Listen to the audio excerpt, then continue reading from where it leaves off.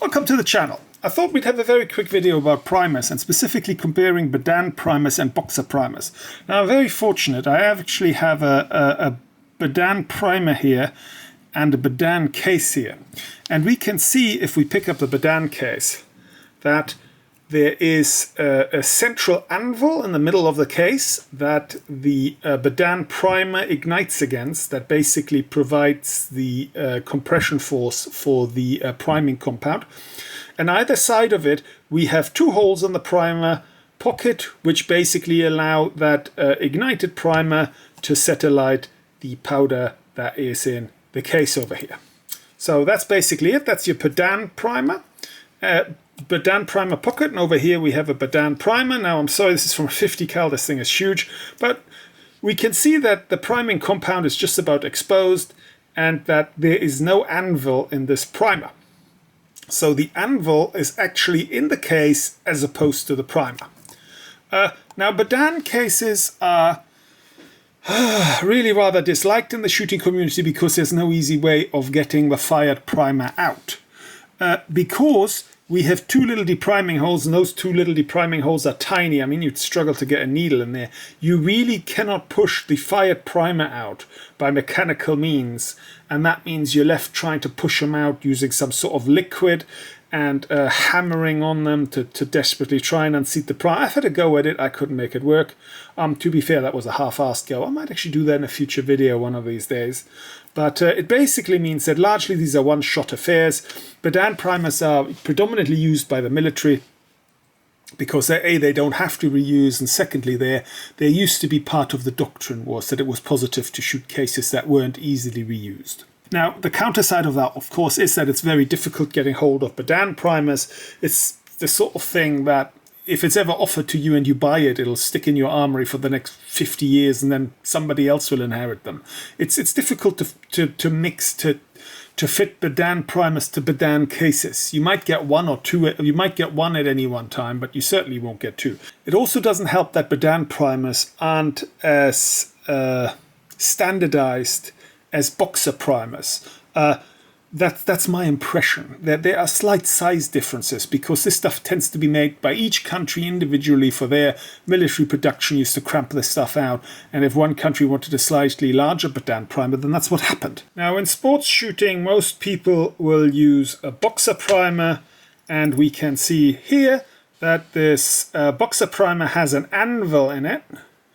And it's basically a little metal tripod that has been crimped on top of the primer pocket and on top of the primer medium.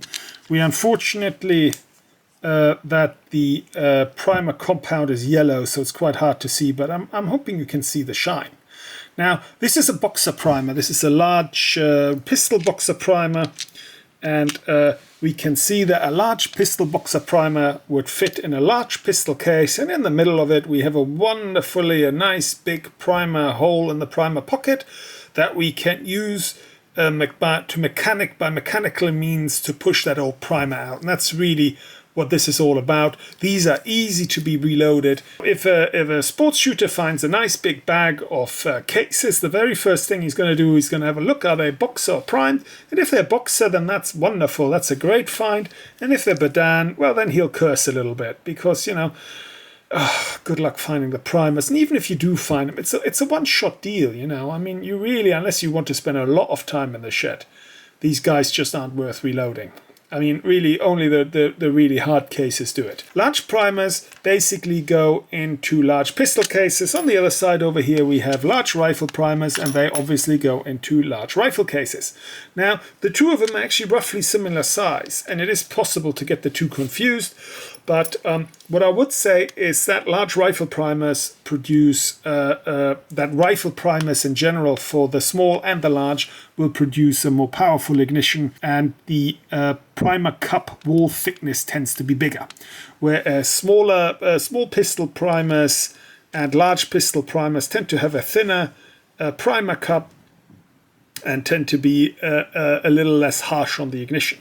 Now, I know people that in a pinch have used small rifle primers or rifle primers in pistol cases, and I've seen it done, and realistically, I mean, I think that is not ideal, but it can be done. I would not go the other way. I would not use a small pistol primer in a rifle case because, I mean, the pressures are on a whole different level. I don't advise doing either, by the way. Don't quote me on that. I'm just saying I've seen it done.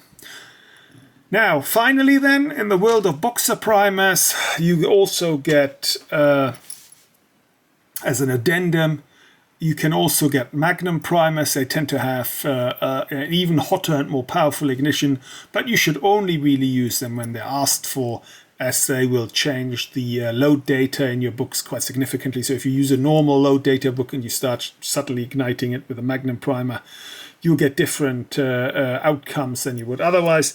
The other thing you would get, and I'll quickly mention this, you get these bench rifle, these bench rest primers that are especially carefully loaded. You can see they are stamped with a little B.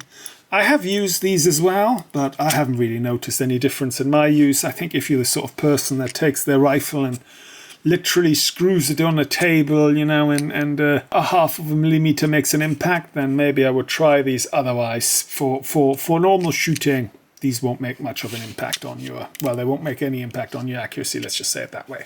But they are available and they are there. So that's basically it. In recap then, Berdan, the anvil is part of the case, and in Boxer, the anvil is part of the primer, and therefore the case has a nice hole in it that we can use to decap. So I hope this video was interesting, and I will see you next time. Bye bye.